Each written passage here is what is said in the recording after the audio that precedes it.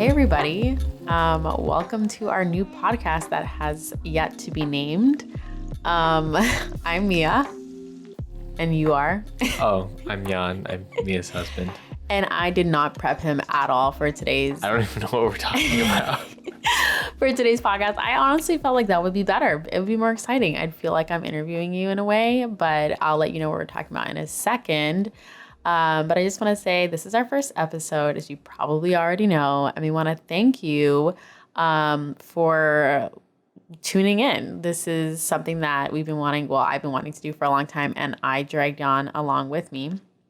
So if you don't know who we are, Jan and Mia, we are married. We have 2 kids, ages 3 and 1. Mm-hmm. And I really wanted to create a podcast because on my YouTube channel, I noticed that people were really into the content that related to marriage, that related to parenthood, that related to, partnership and things like that. And I just felt like it was unfair for me to just be talking about all of this stuff on YouTube without Jan with me, because usually when I'm making YouTube videos, Jan's with the kids or Jan's at work.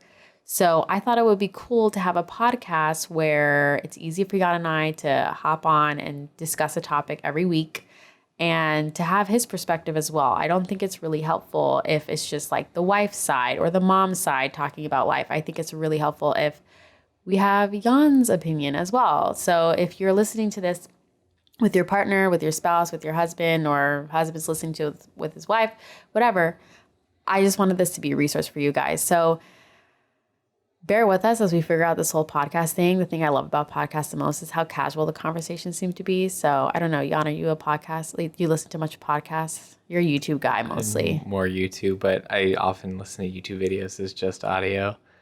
Really? Oh, yeah, that's true. Well, I'm finally getting into podcasts. I really enjoy listening to them when I'm cleaning or when I'm doing mundane tasks. And I just think that the conversations there are just more real than on YouTube. Although, no hate to YouTube. I like YouTube too, but... Used to listen more when I was walking to work, but now not so much. Well, you're on YouTube still. You check out content there almost every day, but... Anyway, so today we're going to be talking about, probably what everyone's talking about, but bear with us. We're going to talk a little bit about coronavirus, but how it affected our family. I found a lot of comfort in listening to another couple talk about how their family had to adjust, what happened to them. And it just made me feel less alone, less like I was the only one who had weird things happening. And we kind of just want to share that from the perspective of Jan being laid off a week before California had the shelter in place where everyone was required to quarantine unless their job was absolutely essential. Jan was laid off. So we're actually going to be talking about that because this is the second time in our 4-year marriage that Jan has been laid off, and that's nothing against Jan. It was not his fault either time. And I just think that, we're going to be talking about...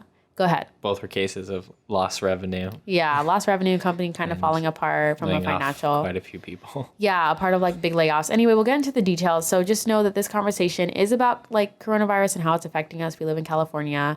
And but mainly it's going to focus on layoffs and how we handle layoffs in our marriage. And kind of how it affects us and what we do about it. Because I think financial stress is something that a lot of people are experiencing right now. And we know from a statistical perspective that it's the number one reason why people get divorced. And I know my parents are getting divorced right now. And a big part of them having a bad relationship throughout my childhood was financial stress. So it's something that affects a lot of us. And I think it's worth talking about. So I hope you will stay tuned and listen to this episode. Oh, and before I forget, I want to mention that this episode is airing on my YouTube channel for everyone to kind of get to know that this is a thing now that we'll be doing. But future episodes will be, we'll have 2 bonus episodes every single month for my Patreon subscribers. So if you don't know what Patreon is, it is a platform where you can support content creators like me and Jan. And it's just for a small monthly subscription. You can get bonus content, exclusive content, ask us anything type of content. The details will be on patreon.com/Mia Hemstad. And the link will be in the show notes or in the description box if you're listening to this on YouTube. Anyway, just wanted to let you guys know that. But we will still be here on YouTube as well. So if you want more of us, Patreon is where you should go. Okay, so Jan. Yes. Take us back. To when? You were laid off a few weeks ago. Oh, yes. Before all the shit hit the fan with coronavirus. I mean, it was already hitting the fan. That was the reason that, yeah. But yeah, so without, giving too much detail, like, you don't want to like take down your work or anything, but share with everybody like kind of what happened. Well, basically, like everyone canceled events, and a lot of the business we did was events, and so that was a huge portion of our business. And then, so basically, they ended up laying off several people, and then I think further laying off even more people after that. So yeah, and yeah, I was laid off, and yeah, it was a bummer. Like yes. We kind of knew it was coming because just, the events industry, RIP events industry, like since coronavirus has been sweeping through, so many events are canceled, and rightly so. But basically, if you're in events or if you're, what Jan does is he is a video producer. Jan's kind of a jack of all trades when it comes to media. He does camera, lighting, sound, editing, After Effects, animation. He's good at so many things, but so that's what he does. So if you /director kind of person. Yeah. So if you're someone who does that kind of stuff, you kind of thrive off of events and showing up and being the content guy, the media guy. And then when there's no events happening, then all of a sudden it's like your job becomes like this excess on the company, and in a sense, in order for the company to survive, they had to do some cuts and stuff. So it was interesting because I am a stay-at-home mom. I am trying to, start working on my passion projects, but I just got a job recently, obviously because of our financial situation. But when this happened, I was a full-time stay-at-home mom, wasn't making any income other than like the random here or there project. I had just finished designing a resume for somebody. But other than that, really just casual content creation on YouTube because I love it. So I actually had gone to an event a week before this happened where I made a connection with someone who runs a nonprofit. Long story short, I now do graphic design and social media work for this nonprofit part-time remotely, thank God. So we're going to be okay, like financially. I mean, our budget is slim and that plus unemployment benefits, thank goodness, we're going to be okay. But what I think is interesting is that when you texted me that you got laid off, I kind of just like took a deep breath and went, okay, let's go. Let's go. Let's figure it out. It's like, I think maybe you were down for 2 days, but pretty much we knew exactly what we needed to do. Like we knew there was no fighting about it. There was no blaming. Like we definitely tension was high before I got that job. And we were like, shoot, how are we going to pay our rent? Like, this is ridiculous. Like, what are we going to do? We have 2 kids. We don't have family we can call on. We're not trust fund babies. Like, we live in a really expensive city. What are we going to do?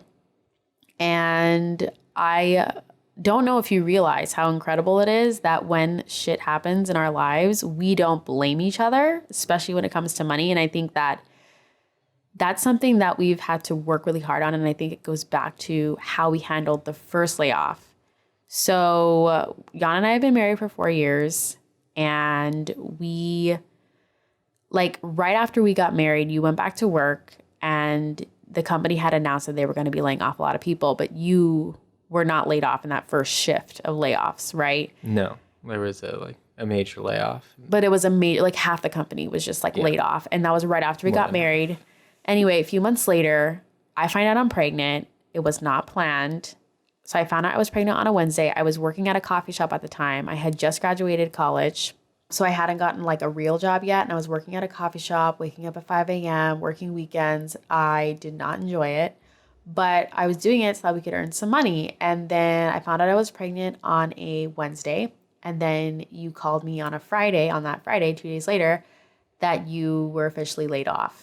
I was young, pregnant, working a job that, didn't have health insurance, that was very physically taxing.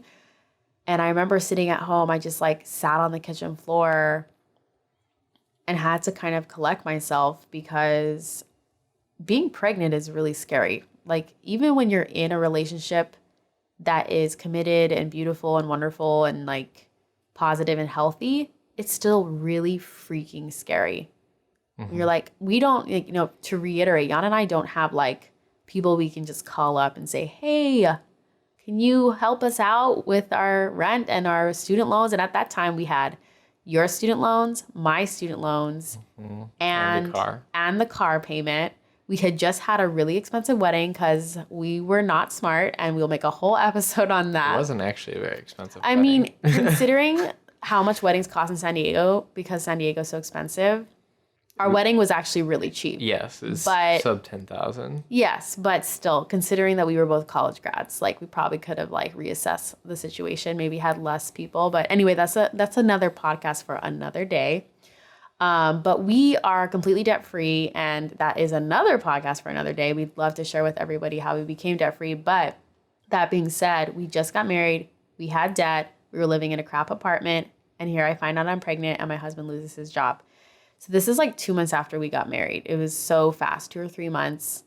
And I remember having to make a decision before you got home, because not only did you lose your job, you had lent your camera gear. Again, Jan's a camera guy. He had almost $4,000 worth of camera gear and lenses at his job that he was lending to his job so that they wouldn't have to rent equipment. Yeah. And he calls me and he's like, I just got laid off and I can't find my camera stuff anywhere. Yeah. So not only am I freaking out about the fact that my husband just got laid off, I'm like, you're freaking kidding me. This is like, at least when you're a camera person, like where are my creative people at? Holler at me. You can at least freelance with what you have. You can get gigs. But you all of a sudden don't even freaking have your camera and your lens. And you were like freaking out. You're like looking for it everywhere. And then we went through this whole thing of filing police report. Long story short, we never got it back, but we ended up getting stolen. It was stolen, but we ended up getting some money back later on because we didn't realize that our renter's insurance actually covers that theft, that loss. Yeah. So if that ever happened to you. Some renter's insurance will cover property loss, even if it's off of your property. So that's a side note. So it ended up coming back to us and it was random. We were just like, I wonder if our renter's insurance covers it. And we didn't even think about that till a year later. But anyway, so we were out equipment, out of a job. I'm working at a coffee shop. I get really sick, but that's for later. But anyway, so Jan has about 20, 30 minutes where he comes home and I'm at home alone and I like collect myself and I make a decision that this is not going to start a trend in our marriage where we tear each other down when crap happens. Because I, was pretty dang sure that that was not the first challenge that we were going to experience, right? I mean, life is already freaking hard. Yeah. Marriage is harder. Yes. And I was like, this is not the first time. So either I can start a pattern of fighting with you, blaming you, all of that crap, or I can decide how we're going to approach this. And that can actually set the tone for the rest of our marriage for how we approach challenges together. And you came home and I had already had like 8 tabs open of jobs you could apply to, of jobs I could apply to. You came home, I was like, I'm sorry. We hugged, we sat down, we started coming up with a plan immediately. And, I didn't mention anything about like how I decided to react and whatever, but later on that night, I remember this. Like you looked at me and you said, because it really hurt you. Like, it really hurt you when you lost your job. Because here you feel like you married me, you wanted to get married, you told me like, Mia, because I got married young. And it kind of was like our agreement that like, look, I love you, I will marry you tomorrow or in 10 years from now. Like, you are the person for me. But I was like, I am young and I haven't started my career. And you were like, well, Jan's 4 years older than me, for anyone like who doesn't know us. And he was already starting his career. So it was kind of like, okay, well, he's already starting his career. It's okay. Like, it's okay that I don't have a job yet. So I made that leap. We got married early. He had his great job going. Everything was going great in your career. And then all of a sudden this happened. Nobody could have predicted that this was going to happen. So I remember you were so broken, you felt so bad, and you were like, I'm failing. Like, I'm already failing to provide for our family, and we haven't even started our family. And I was just like, this is not your fault, and you looked at me and you said, thank you for not getting mad at me. You know, you were like, thank you. Like, it was nice that I came home and you were already like trying to figure out what was next. Mm-hmm. I mean, I barely remember this. So You probably blocked it out, but I remember it so well because I remember being upset. Yeah, you were. But you thanked me, and that made it solidified to me that me making that choice really was important for you, for both of us. Well, yeah. It keeps you sane when stuff like that happens if the other person isn't there to blame you or freak out about it, because It's easy to freak out. yeah, I mean, and we've had a lot of freakouts, like I have, and leading up to when we first got married, we had some struggles, and there was some really unnecessarily big fights. And I was just like, no more. Like, this is serious. We need to get our shit together and figure this out. So anyway, I really had to make that decision because I saw my parents fighting all the time growing up about money, all the time. And it was caused so much trauma and stress. And I'm like, this baby is in my body, and I will be damned if we bring this child into the world and we're fighting about money all the time. Like, I will be damned. That will not be my future. Mm-hmm. And I just love that, you know, so when this happened a second time, you got laid off 3 weeks ago or whatever it was. And on top of that, we have coronavirus. And on top of that, we live in the most expensive place to date. And for any of you who are judging us, like, I roll, we moved here because we wanted to be close to his job, and his job is in an expensive part of town. So the most expensive part of town, but it's a pretty pricey part of town. We got the best deal, I think, for where we live. But all that to be said, there's more factors, right? There's more risk factors. We have 2 kids now. I take regular medication. I have multiple specialists for my health conditions, so we rely on health insurance. Coronavirus is a thing, which also means we need health insurance. Like, there's so many factors, and it's like there are more reasons to freak out, right? But it was like, no, why freak out? Like, here's something I have to constantly remind myself. I have anxiety and depression. Is freaking out doesn't make problem solving any easier. It doesn't mean don't be sad about shit. Like, Jan was sad. Like, Jan was sad after he lost his job a second time. I was sad. And we both of us blew up about something unrelated, like about my medication being on the wrong counter or some crap. And that's when I knew, like, okay, we just need to take a minute to like calm, like just like center ourselves again, because it rocks your foundation. You're like, your job is gone. Your financial well-being is completely destroyed. Like, you know, we don't have a ton of savings. And I remember just telling you that day, like, just go take a nap, you know, like, just go take a nap. And you like went and slept. And then when you woke up, you felt a lot better, and we were able to move forward and kind of walk through. And I remember asking you a lot this time around, like, how are you doing? Like, how are you feeling, you know, about it? Because you weren't happy at your job. No. But it still hurts to be let go. Yeah. It's like kind of almost a blow to your pride a little bit. Yeah, to your pride, and like, oh, I must not have been that valuable if they let me go. And that's hard. And I think instead of telling him to get over it, I just wanted to make sure that I like honored and respected where you were. But on the same token, though, I think if couples are listening to this and they're like, okay, yes, but like my partner is like constantly whining about this and it's draining my energy. Like, I think we should talk about how we handled that. Like, and I'll let you like talk about that a little bit. Mm-hmm. Oh. Like, how did that manifest in our relationship? Like, when you were feeling bad about this job, what kind of happened with that resulted in me being like, hey, like, I basically ended up having to set a boundary, which I think a lot of couples don't realize that they're allowed to do. Like, people in a relationship think that they're supposed to just like carry each other's stuff, their emotional baggage. And it's like, I'm here to support you. I'm here when you need me and to encourage you. But it was kind of like when you were first laid off. Remember how like you didn't want to kind of acknowledge it and apply for another job?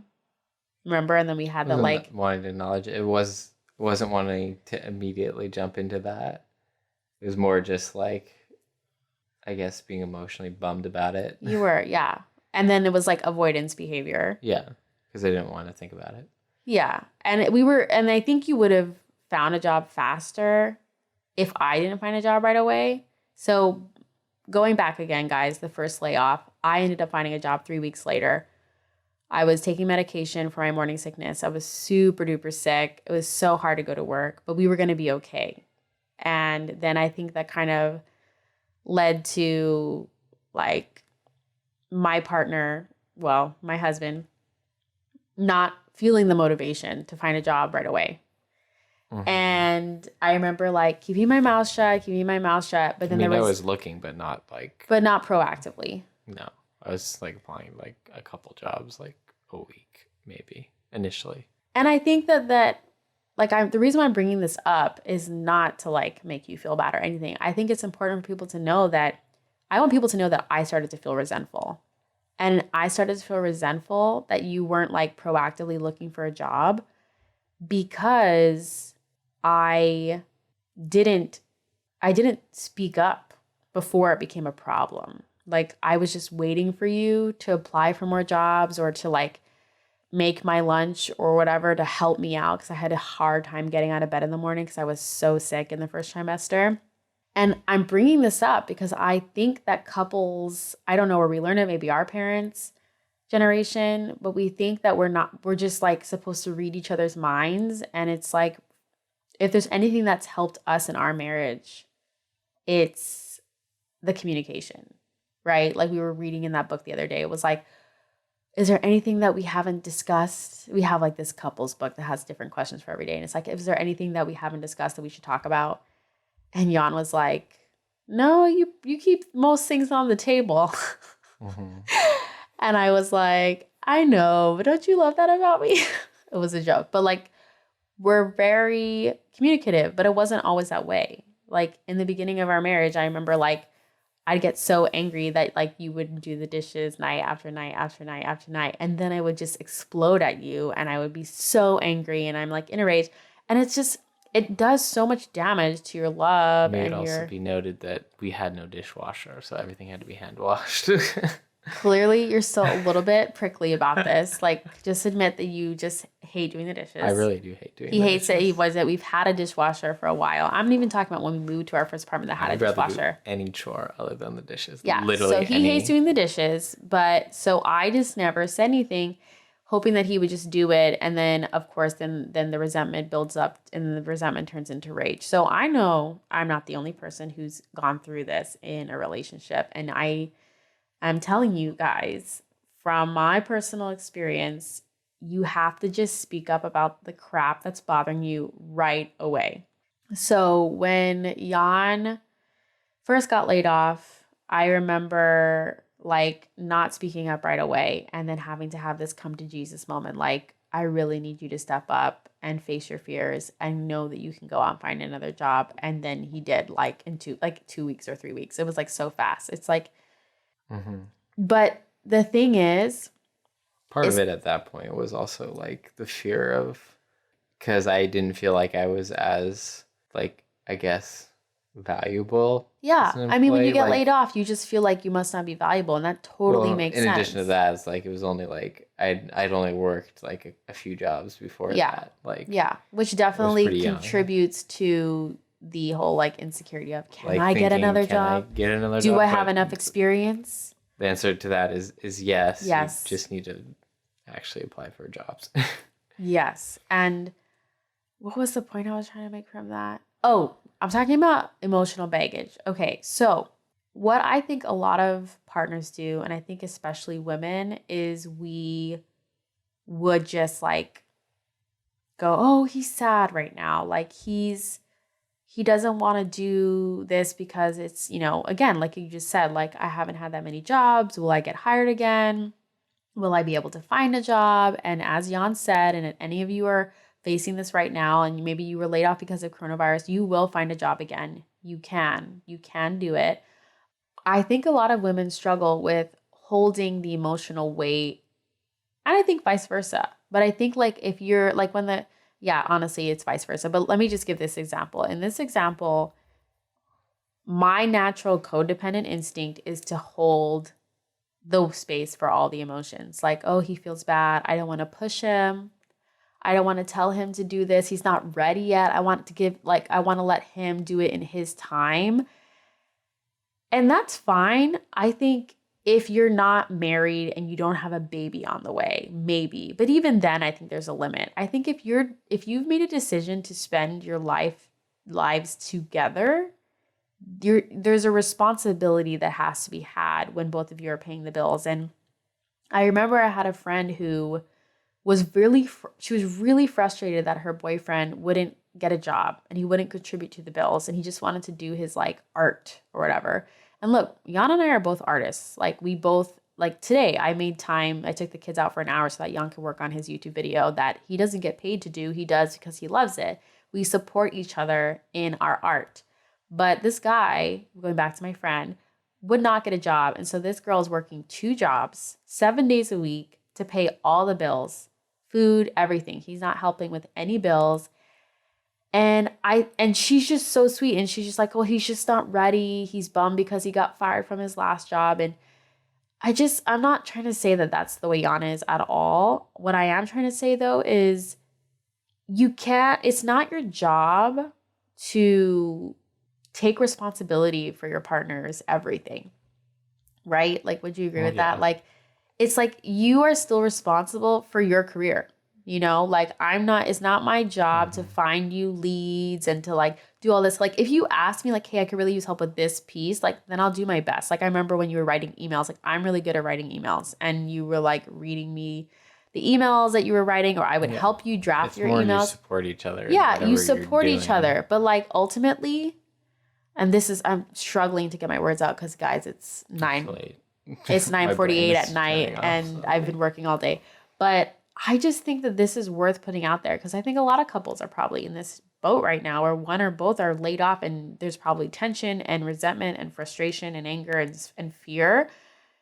And maybe even a little bit of like codependent carrying of each other's baggage. And I want to just say, like, if you're in a situation where you're the type of personality where you want to just like carry that person's feelings all the time and go, well, they're not ready. It's like you can lovingly put the responsibility back in that person's court.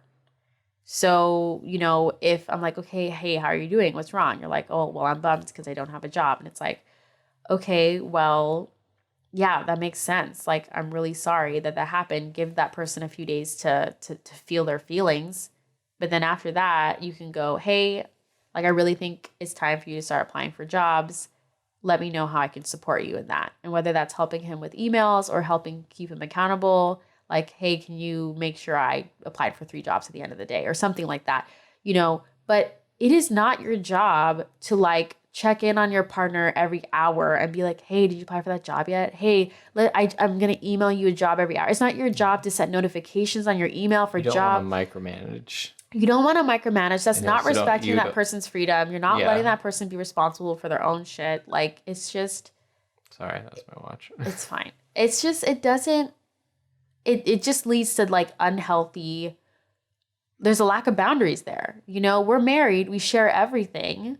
But your emotions are still yours. You're not telling the person what to do. You're encouraging them. Yeah, you're encouraging them, but also with the expectation of, we are both providing for our children. We're providing for this life that we have together. And so there is an expectation that I'm not going to be the primary breadwinner unless we discuss that, which we have, but I don't earn enough to do that. So we have to come up with a plan. Anyway, all that's to say that the second time around when Jan was laid off, and you were really bummed, I think there was an aspect of in the beginning, you wanted me to make you feel better about it and like just feel better about the situation or whatever. And I mean, I did what I could and I was like, this sucks. I'm sorry. Like, take time to like process through this. But then once it started to like extend, I think it's important if you listening to this are in this situation where maybe your partner's really bummed out and they want to lean on you to make them feel better. Again, encourage, support, love, but you can't like you're also going through this. Like, I also was feeling stress, and I also was having to look for a job and also watching the kids, you know? And I remember just being like, hey, I love you. I'm sorry. But I also need you to like figure out what's going to make you happy. Do you want to be a stay-at-home dad? Do you want to go get another job? Do you want to, like, what do you want to do? And whatever you figure out what you want to do, I will be here to support you. But I cannot make this go away, and I cannot make you feel better. You know, there's like a certain limit to how much I can make you feel better.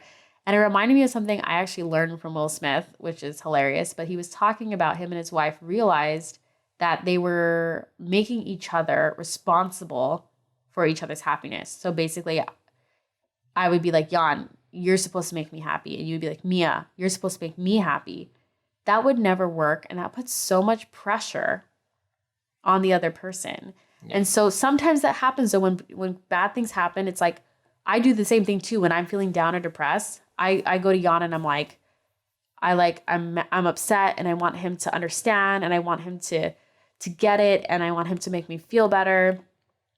And that really wasn't helping because you weren't able to make me feel better because I was depressed for a lot of other childhood trauma reasons, and you can't go back and fix those. I work on those now in therapy, and that has improved our marriage so much because I'm not, looking to you to fix my emotional baggage, right?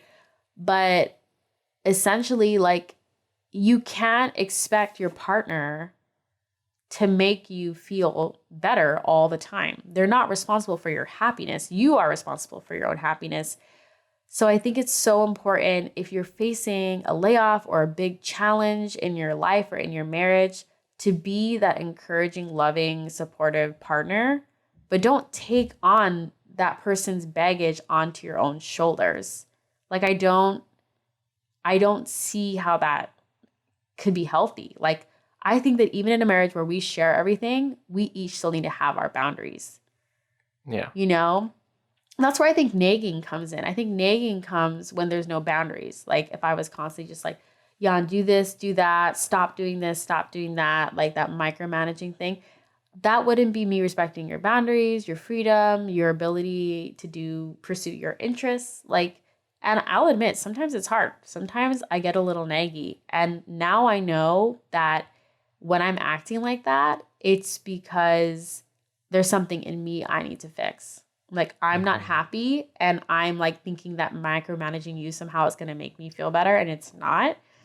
Yeah. I probably learned that from my mom, but it's more like I think almost like the converse of it's more true, and that it's like if you're unhappy, it's not the other person's responsibility to fix it. Mm-hmm. Like it's not that like you shouldn't make your partner happy. Like, that's a good thing if you make your partner happy. Mm-hmm. It's that you're not there to fix their unhappiness surrounding like their own like you problems. Are one of the big things in my life that makes me really happy. My kids make me really happy. You make me really happy.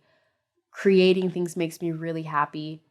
But you are not responsible for my overall entire happiness, which means that if I have a rough day at work, or if I have a rough day in parenting, let's say I have a really bad day, and then Jan comes home and I'm like, I had a really bad day, and I dump it on him and I'm like, make me feel better. Like, Jan's presence and love and partnership makes me happy, but it's not his job to remove what's making me sad. Like, what's making me sad or you sad, it's a part of life. And if you try to, as a partner, if you try to take that sadness away from that person instead of just sit with them in it, right? Mm-hmm. Like, when I've been depressed, you couldn't take away what was making me depressed, but you did sit next to me and hold me and let me cry. It's more, and you listened, being someone to lean on and to help you process through the sadness, not somehow you can't remove take it away. The sadness or replace it with something else, or like that kind of thing. Right. And sometimes we could do that in a relationship, like, oh, distract me from my sadness with sex or attention or whatever. Mm-hmm. And that's possible, but it's not a long-lasting, healthy way of handling sadness, discomfort, or challenge. And that's the point I'm trying to make in a very long-winded way. Sorry, you guys, I'm moving way too much for a podcast. I'm fidgeting a lot. So what I'm trying to say is it is not healthy in a relationship to burden the other person with take away my sadness, make me happy. And it also takes away that person's opportunity to grow. Like if I was constantly like, hey, Jan, let me find the jobs for you and I'll just hand them to you, or I'll apply for you, or I'll do your resume. Like, what if I was doing all that for you? Like, that's taking away your partner's, or like if you were trying to solve my trauma and be my therapist, which you aren't, that would have removed my challenge of having to find a therapist and go to therapy and tell my story and ask for help, which has completely changed who I am as a person. Like going to therapy, looking for therapists, is completely transformed my mental health. And if you try to fix it instead of just being who you are, which is, look, I love you, but I'm not a therapist and I can't help you solve all your childhood wounds, you know? If you were trying to be my therapist, like you would have taken away that journey that I had to go through on my own between me and God and my therapist and my trauma and all my childhood stuff, right? So what I'm trying to say for anyone listening is if you're going through a challenge in your marriage, whether that's a job loss or a move or a miscarriage or, you know, coronavirus, I think realize that everyone is going to feel something about it. Your partner gets to feel how they want to feel about it. You get to feel how you want to feel about it. Just make sure you're not burdening the other person with your feelings, that you're not dumping your feelings on them and go, I don't like how I feel. My anxiety is becoming too much. I'm going to dump my anxiety on you, or I'm going to project it onto you, or maybe you're going to be extra angry or irritable because you're anxious. I think take ownership of you and how you feel, like, and ask for what you need. Like, that's a whole nother episode. But one of the things, like, because I struggle with anxiety, like, I'll go, hey, honey, you know, I'm feeling on edge because of this whole coronavirus thing. And I'll say, hey, could you feed the kids breakfast? I'm going to go for a quick run. And so I'll leave in the morning before I have to shower and get ready for work. And I'll go for a run and I'll come back. And you're like, hey, how was your run? I'm like, good. I feel so powerful. I feel amazing. I feel great. And, you know, today you were like, I really want to edit this video. Can you take the kids out for an hour? And so I just think that that is a way healthier way of going, I could use your support so that I could do this thing that makes me happy. Yeah. Instead of you coming to me and going, Mia, I'm sad. I'm going to dump this on you. Make me feel better. Right. And so I just think that like maybe you don't realize, I'm talking to my husband, like maybe you don't see like how amazing that is because we just do it all the time. But because I grew up, just for preface, like some foundation, Jan's parents are still together, mine are not. He might not see how unusual our relationship is, our marriage is, like how healthy it is, because you're used to healthy relationships being modeled to you and I am not. So maybe the things, and this is absolutely true, like saying sorry, saying I love you, like the things that make a healthy relationship, Jan is really good at that stuff. And that is something that I'm good at now, but I had to work really hard in the beginning. Even though I love Jan, I always have, just like saying sorry, like sticking around, fighting fair, fighting healthy, like all of those things. Yeah, I know Jan's laughing. There's a healthy way of arguing. Like there's a healthy way and there's a toxic. Okay, you're right. Fighting is not a good word. Arguing, you guys. Discussing strongly. Right. What I'm trying to say is that maybe Jan's sitting here like, okay, yeah, sure, we help each other out. What's so great about that? It's normal. Like, no, it's actually not normal. There's a lot of couples that they don't do that for each other, and I think we work really hard on it. I know I do work really hard. It's not easy to always say like, okay, like I'll do this for you. I think that's important that it should be asked of the person. Yeah. If you're just saying I'm going to do this, screw you. Too bad. Yeah. That's not the right attitude. It should be more of like, oh, I would like to do this. Can you help facilitate that kind of thing? Right. And it's just like, and then the person can freely choose whether they want to or not. Right. And yeah. And I think they can also tell you if they can or not, or they're up to it or not. Yeah. So essentially, I think what we're trying to communicate with you all is when challenges come in your marriage, try not to blame each other. It's like the worst thing you can do. That's not what each other needs. And sometimes when I catch ourselves blaming each other, like for different stupid things, like I've tried to stop us and go, okay, we're both frustrated because this happened. Let's do our best to fix it. Because blame, it's just, again, I think when you fight or argue unfairly with blame, you end up just creating a lot of wounds and breaking trust that you have to then reform. You want that person to feel kind of like a therapy visit, almost like where they can come to you with anything and they can say whatever they need to say and they know that it'll be heard and respected. And I think that's huge, especially when you're going through a rough time, like to have that time and to make sure that when you do need to talk about challenges, maybe you try to do it after the kids go to bed. Like ideally do it after the kids go to bed because you want each other to be heard and undistracted and attentive, like put the phones down, turn the TV off and have a conversation and be intentional about it. Be like, hey, we really need to talk about this. And I don't think you realize like how often we do that even. Like we literally will put on our calendar, like tonight we need to talk about our money. Or like tonight we need to decide on our health insurance or tonight. And it's always like we have like a goal of like what needs to be discussed and we make time for it. And it doesn't mean we do it all night. But like we do it, we get it over with. And then we're like, okay, what movie do we want to watch now? You know? Yeah. So I just think it's important that people know like if they're going through a hard time to approach their partner like a partner. You know, like you're actually in this together and you're so much stronger together when you help each other out, respect each other's boundaries, realize that everyone's going to be feeling some kind of way about this virus, some kind of way about these challenges and the upheaval we're all facing, and make sure that you are not projecting your sadness, anxiety, stress on your partner because that's not fair. It's not their job to field all of your crap. Like it's not their job to like have to carry all of that. So make sure that you are assessing what you need to do to take care of your anxiety, your stress, whatever. And then you go ask your partner like for the support to do that. Because if you have kids, you probably do need to ask your partner because one of you is going to be watching the kids. So ask for what you need, go and do that thing.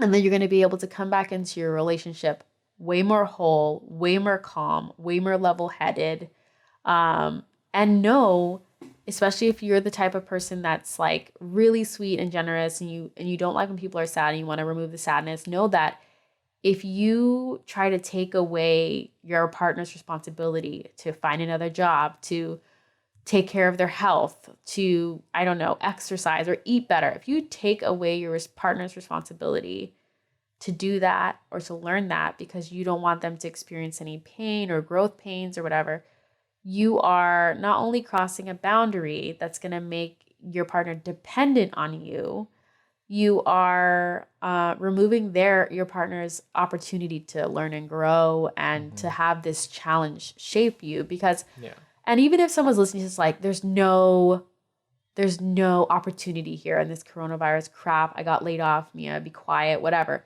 Like, look, what is the alternative? Like, we could either sit here and bitch and complain about how hard everything is, or we can try to figure out how this is going to make us grow. Like this right now, today is going to be a moment in history. It's going to be in the history books. And I don't think we realize that because we're living in it right now. But I bet you the people who are going through the Great Depression in the 30s also didn't think, oh yeah, people are going to be studying about this in school one day.